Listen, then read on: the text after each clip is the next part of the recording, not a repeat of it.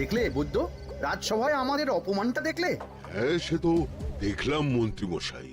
আমি তো বুঝতেই পারছি না যে গোপাল মহারাজকে কি মধু খাইয়েছে যে মহারাজ গোপাল ছাড়া চোখে অন্ধ। আরে আমরা যেন মহারাজের কাছে ফেল না, কিছু একটা করতেই হবে। আমার মাথাটা গরম হয়ে যাচ্ছে।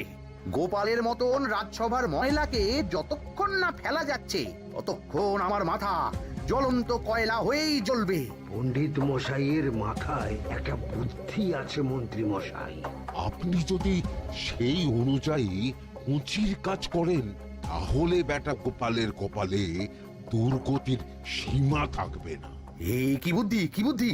আপনি বরং এই ব্যাপারে পণ্ডিত মশাইয়ের সাথে একবার আলোচনা করে নিন। আমি চলি, কেমন? আমি চলি। হ্যাঁ হ্যাঁ, এসো এসো এসো এসো।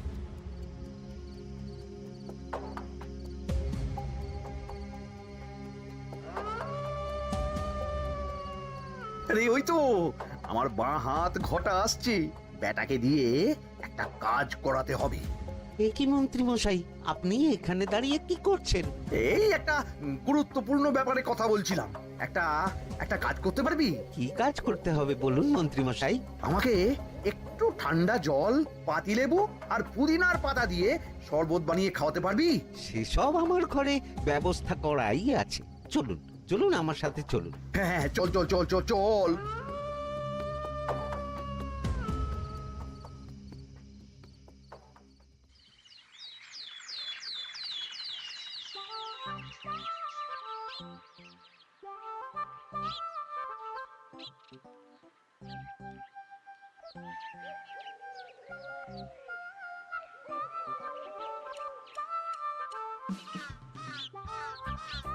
কি ব্যাপার পণ্ডিত, এত গুম মেরে আছো কেন? সকাল সকাল গিন্নি খুব বকেছেন মনে হচ্ছে। গিন্নির বাক্য সুধায় কান ভরে গেছে, আর কিছুই কানে ঢুকছে না। আরে দাঁড়াও দাঁড়াও পণ্ডিত, দাঁড়াও জ্যোতিষী। পণ্ডিত তো আমার কথা শুনতেই পেল না মনে হচ্ছে। তুমি তো দূর থেকে বলেছো, আমি তো বলেছি পাশ থেকে, তাতেও শুনতে পাইনি। কানের পোকা হলো নাকি? কি গো পণ্ডিত, ব্যাপার কি? কেমন বুঝছো? এ তো ভয়ানক কর্ণকোষ্ঠবদ্ধতার লক্ষণ। তুমি কচু বুঝেছো? আমার হয়েছে কর্ণগোপাল, তোমাদেরও হতো, কিন্তু তোমাদের দোকান কাটা বলে হয়নি। তুমি আমাদের অপমান করছো। তোমাদের অপমান বোধ থাকলে কোনো শব্দই কানে ঢুকতো না, শুধু একটাই শব্দ কানে বাজতো, গোপাল গোপাল গোপাল। এবারে রাজসভায় কিভাবে হেনস্থা হতে হলো মনে নেই?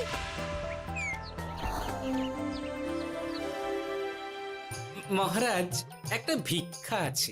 ভিক্ষার জন্য কৃষ্ণনগরের রাস্তাই সবচেয়ে উপযুক্ত জায়গা গোপাল, তুমি বরং সেখানেই যাও।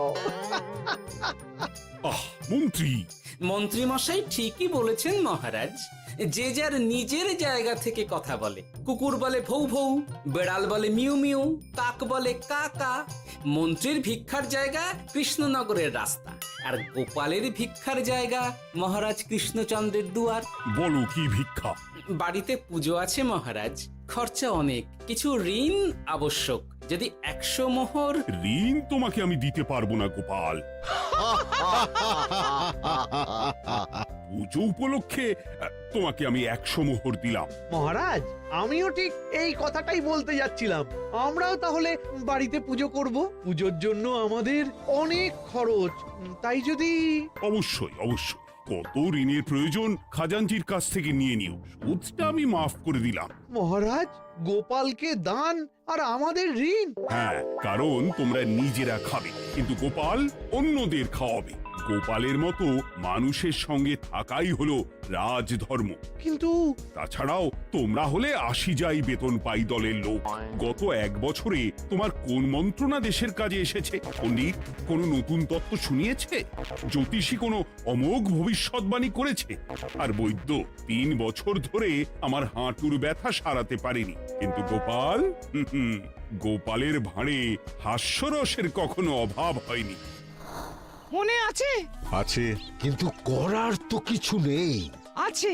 কিছু ভেবেছো নাকি পণ্ডিত? তোমাদের মনে আছে মহারাজ মোহর দেওয়ার পর গোপাল সেদিন বলেছিল, কি গোপাল, খুশি তো? মহারাজ, আপনি আমাকে এক মুঠো ধুলো দিলেও আমি খুশি। সেই ধুলো মুঠোই আমি সোনা মুঠো করে ফেলবো। মনে নেই আবার? একটু ঝেড়ে কাশো তো দেখি পণ্ডিত, কি ভেবেছো? যা হবে দেখতেই পাবে।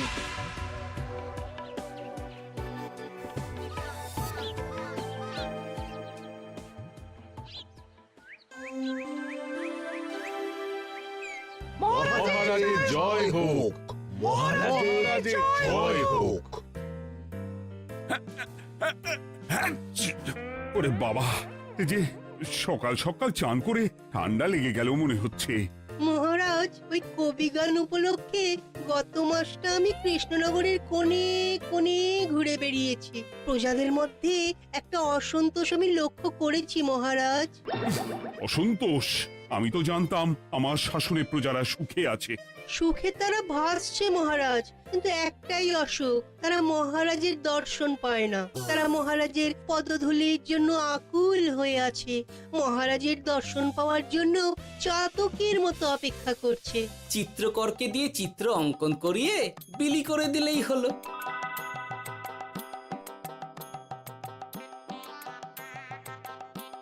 খুব ধুলো হয়েছে মহারাজ, কিন্তু এত ধুলো। কালকের ঝড়ে ঢুকেছে। ঝাড়ুদার,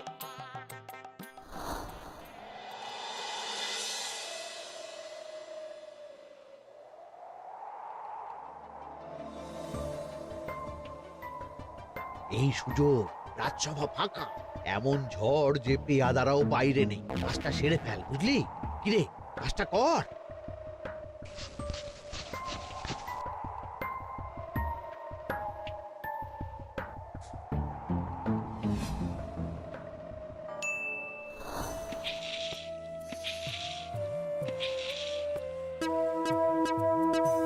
এত ধুলো! উফ, মহারাজ, কাল ঝড়টা বড় সাংঘাতিক হয়েছিল। তা বটে। আচ্ছা গোপাল, তুমি বলেছিলে মহারাজ তোমাকে এক মুঠো ধুলো দিলেও সেটা সোনা হয়ে যাবে। এখনো সেই কথাই বলছি। মন থেকে বলেছিলে না মহারাজকে তেল দেবার জন্য? তেল দেওয়ার দায়িত্বটা তো আপনি নিজের কাঁধেই নিয়ে ফেলেছেন। আমি যা বলি সত্যি বলি। আজ যদি এই 4 ঝুড়ি ধুলো মহারাজ তোমাকে উপহার দেন, তখনও একই কথা বলবে? নিশ্চয়ই। মহারাজ, গোপালকে এই 4 ঝুড়ি ধুলো দেওয়ার হুকুম হোক। কি গোপাল, আমি তোমাকে যদি এই ধুলোর ঝুড়িগুলো দিই, তা থেকে সোনা আসবে নাকি? আসবে মহারাজ, মোহরের বস্তা আসবে। যদি না আসে, আপনি বলুন। তোমাকে কৃষ্ণনগর ছেড়ে চলে যেতে হবে। রাজি? আর যদি আমি পারি, তাহলে আপনাকে এই মন্ত্রীর চাকরি ছেড়ে দিতে হবে। কি রাজি? কি মন্ত্রী, রাজি? রাজি। গোপাল? রাজি মহারাজ। আচ্ছা, আর কেউ মন্ত্রীর পক্ষে বাজি ধরেছেন নাকি? হ্যাঁ, আমি আমি আমি আমি ও গোপাল এবার যে মরণ কুয়োতে ঝাঁপিয়েছে, সেখান থেকে আর উঠে আসতে পারবে না। পুরো থেকে মোহরের বস্তা আসবে। এ হচ্ছে গোপালের উন্মাদ রোগের শুরু।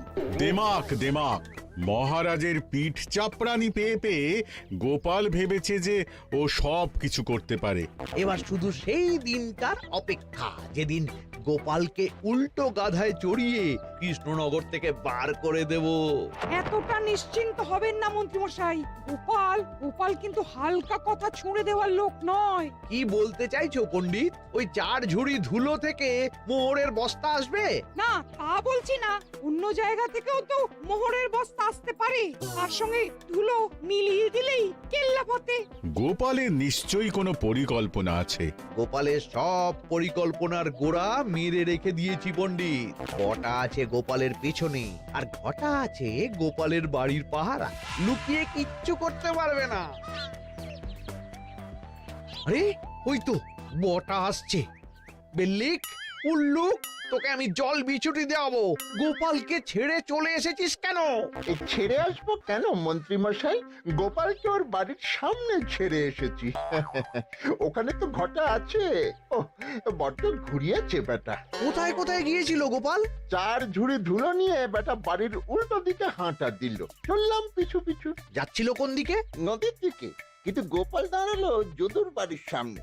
এই যদু হলো সেই লোক যে লোকজনের বাড়িঘর কেনা বেচা করে আর লোক ঠকায়। আগে রাজধানীতে থাকতো। বেটা রাজধানী থেকে এই কৃষ্ণনগরে পালিয়ে এসেছে, এখানেও লোক ঠকাচ্ছে। কিন্তু বেটা এত চালাক যে কিছুতেই ধরা যাচ্ছে না। এইরকম লোককে ধরাচ্ছে হাতে রাখা ভালো নয় কি মন্ত্রী মশাই? সে তো জানি, কিন্তু ওর ওপর মহারাজের কড়া নজর আছে। এখন ওর সঙ্গে সম্পর্ক রাখা খুব ঝুঁকি। যাই হোক, তারপর? হ্যাঁ তারপর যদু, যদু রে, গোপাল খুড়ো, আরে তুমি এখানে কি করছো? দেখতেই তো পাচ্ছিস ধুলো। তবে যে সে ধুলো নয়, মহারাজ কৃষ্ণচন্দ্রের পদধূলি। শুনিসনি বোধহয় এখন কৃষ্ণনগরে সবচেয়ে বেশি চাহিদা মহারাজের পদরেণু। আচ্ছা, মহারাজের পদরেণু নিয়ে যাচ্ছ কোথায়? এই ছোট ছোট পুলিন্দায় ভরে কৃষ্ণনগরের প্রত্যন্ত জায়গায় যেখানে প্রজারা মহারাজের সাক্ষাৎ পায় না সেখানে বিক্রি করব। তোমার কি মাথা খারাপ? এর ধুলো বিক্রি হবে? ওরে, গতবারে মাত্র 1 ঝুড়ি ধুলো 1000 মোহরে বিক্রি করেছিলাম, এবারে 4 ঝুড়ি। শোনো, তুমি আবার ঘুরে ঘুরে বিক্রি করবে কেন? তোমাকে আমি বরং 10 মোহর দিয়ে দিচ্ছি। তুমি আমাকে এগুলো দিয়ে দাও, আর বিক্রি করে যা হবে তোমাকে এই 40 ভাগ দিয়ে দেবো। ওই 10 মোহরে বদমাস যদুকে ধুলো বেচে গোপাল বাড়ির দিকে চললো। বাড়ির সামনে অব্দি পেছনে পেছনে গিয়ে তারপরে এই আপনাদের কাছে আসছি। বলিস কি রে, ধুলো বেচে 10 মোহর? ও মন্ত্রী মশাই, গোপাল তো একেবারে নাড়ি ধরে টান মেরেছে। গেল রাজসভায় এমন সুখের চাকরিটি গেল। এবার আবার রাস্তার ধারে গিয়েই বসতে হবে। এবার নবাবের দরবারে জায়গা আছে কিনা খোঁজ করি গিয়ে। ধ্যাত্তেরি, 10 মোহর আর 1 বস্তা মোহরের মাঝখানে অনেক রাস্তা। সেই রাস্তায় আমি লোক বসিয়ে রাখবো। আরে আরে, ওই তো তোমার ঘটা আসছে। এই, তুই গোপালের ঘরের পাহারা ছেড়ে এলি কেন? গোপাল নেই নেই নেই নেই নেই নেই।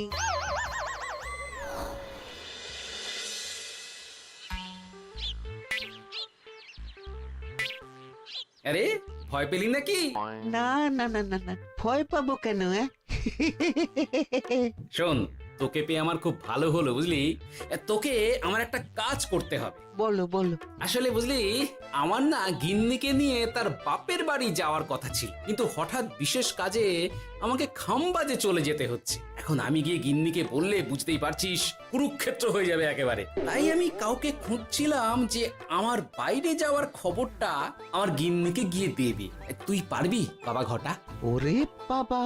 আরে আরে আরে, ভয় পাস না, তোকে গিয়ে মুখে কিছু বলতে হবে না। এই নে, এই চিঠিটা আমার বউকে দিবি।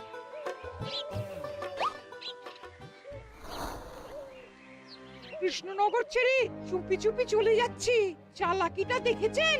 ওসব চালাকি আমি তুড়ি মেরে উড়িয়ে দেব। কি করবেন? চারিদিকে আমি অশ্বারোহী গুপ্তচর পাঠাচ্ছি। গোপালকে কোনো চালাকি করতে দেব না।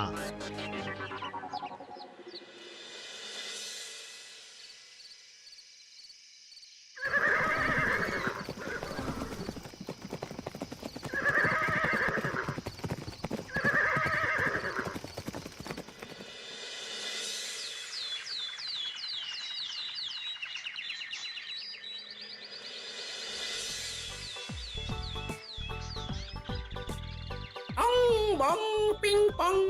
হ্যাঁ, ওরে বাপ রে, এ আবার কি বলে? মানে বুঝতে পারিলে না? অং বং পিং পং অর্থাৎ আইসো আমার নিকট বিদেশি জাদু শরবত আছে। ইহাতে তৃষ্ণা নিবারিত হয়, শক্তি বৃদ্ধি হয়, ঘুম ভালো হয়, সম্পর্কের উন্নতি হয়, জামা কাপড় ফর্সা হয়, তু শব্দ না করে সকাল সকাল কষ্ট পরিষ্কার হয়। মূল্য মাত্র 1 মোহর। বোঝো, ওইটুকু অং বঙ্গের মধ্যে এত কিছু? ঠিক আছে, তা দাও দেখি। আপাতত টেস্টটা তো মিটু, বাকিগুলো পরে বোঝা যাবে।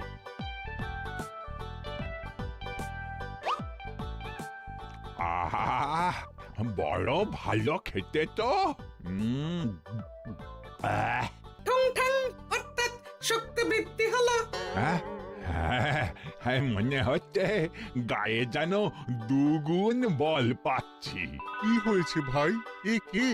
এ ভিন দেশ থেকে জাদু শরবত নিয়ে এসেছে গো। জাদু শরবত ভিন দেশ? একেবারে, হ্যাঁ, একেবারে বহু ভুজা শরবত। খেলে তেষ্টা যাবে, গায়ে জোর হবে, ঘুম হবে, সম্পর্ক ভালো হবে, জামা কাপড় ফর্সা হবে, সকালে হ্রাস করে পেটও পরিষ্কার হবে। সে কি? দাও গো ভাই, আমাকেও দাও। গুড় জল, সঙ্গে একটু ভাজা মশলা, আমচুর আর বিট নুন, শুদ্ধ দেশি জিনিস। জানলে কেউ ছুঁয়েও দেখতো না। কিন্তু একটু বিদেশি গন্ধ দিতেই একেবারে হট্ট মেলা। আরে তোমরাও এসেছো দেখছি। সং সং শঙ্কা, লং লং লঙ্কা। মানে অর্থাৎ এই শরবত খেলে আর শঙ্কা নাই, বুদ্ধি লঙ্কার মতন ঝাল হয়ে যাবে। তারপর ডং ডং ডঙ্কা, টং টং টঙ্কা, ফাইন ফাইন, অর্থাৎ টাকা আসবে আমার কাছে।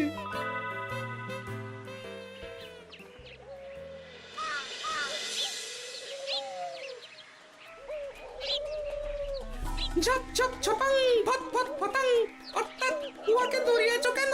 বেটা চোর অনেককে ঠকিয়েছে। অনেক দিন থেকে তককে তককে ছিলাম। এবার এই ধুলো নিয়ে মহারাজের পায়ের ধুলো বলে বিক্রি করছিল। একটা বেনামি চিঠিতে খবর পেয়ে বেটাকে ধরেছি। ব্যাং ব্যাং বিগ ব্যাং, অর্থাৎ বাহ বাহ বাহ বাহ। বেনামি চিঠিটা আমি দিয়েছিলাম বাবু। বাবা যদু, তুমি সেই রাজধানী থেকে কৃষ্ণনগর অবধি মানুষকে অনেক খোল খাইয়েছো। তুমি এতদিন ঘুঘু দেখে এসেছিলে বাবা। এবার গোপাল নামক ফাঁদটা দেখলে।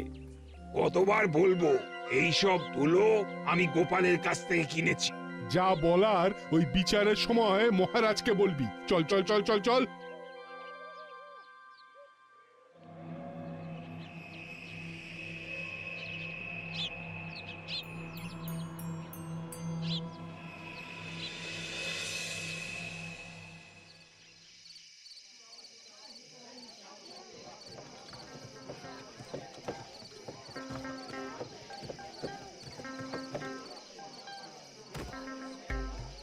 ঝন্টু মন্টু ননাঙ্কু। নাও ঠেলা। এ সাহেব বলে কি ফু দিয়ে দিতে হবে? কি বলছো সাহেব? বুঝতে পারছি না, কোথায় ফু দেব? ঝন্টু মন্টু ননাঙ্কু, অর্থাৎ লবণ আছে? আছে আছে সাহেব আছে। কত লাগবে? ভান্ড ভরি আন্ডাকারি, অর্থাৎ যা আছে সব।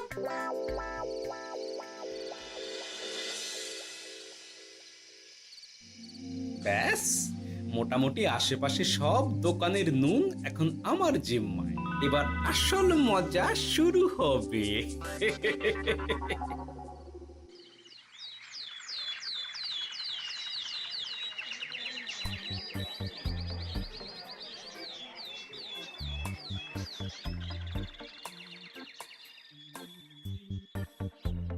নুন আছে? না হুজুর, গোটা কৃষ্ণনগরেই নুন নেই। ওই দেখো, পুরো রাজসভাই বাজারে জড়ো হয়েছে। শান্তামনা, শান্টু মন্টু। এ আবার কি বলছে রে বাবা? শান্তামনা, শান্টু মন্টু, অর্থাৎ জনগণ শ্রবণ করুন। নান্টু কান্টু, নুন কিনিবেন আন্টু আন্টু। আসুন আসুন। আমার আমার এক সের নুন লাগবে। শান্টু, অবশ্যই 100 লবণ 10 মোহর। এক সের 10 মোহর?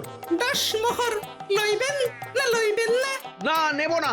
উত্তম উত্তম, গান্ডে পিণ্ডে ঢিসুম ঢিসুম, অর্থাৎ তাহা হইলে নুনের বদলে গৃহিণীর প্রহার ভক্ষণ করুন। আমাকে এক সের নুন দিন। আমাকেও আমাকেও। নুন ছাড়া বাড়ি ফিরলে গিন্নি ঘর ছাড়া করবে আমাকে। শুনলাম কৃষ্ণনগর থেকে নুন উধাও। আছে মহারাজ, আছে। কৃষ্ণনগরের সব লবণ আমার নিকটে আছে। 110 মোহর। এত দাম? দাম তো হবেই মহারাজ। লবণ ছাড়া রান্না কেমন হবে ভাবিয়া দেখুন। ঠিকই বলেছ, রাজপাকশালেও তো রান্না বসেনি। 100 সেরের মতন রাজপ্রাসাদে পাঠিয়ে দাও। 1000 মোহর দিয়ে দাও।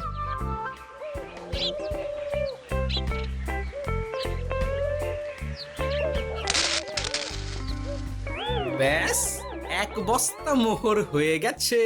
গোপাল, হ্যাঁ মহারাজ, গোপাল যে 4 ঝুড়ি ধুলো থেকে 1 বস্তা মোহর রোজগার করেছে। ইয়া বাত!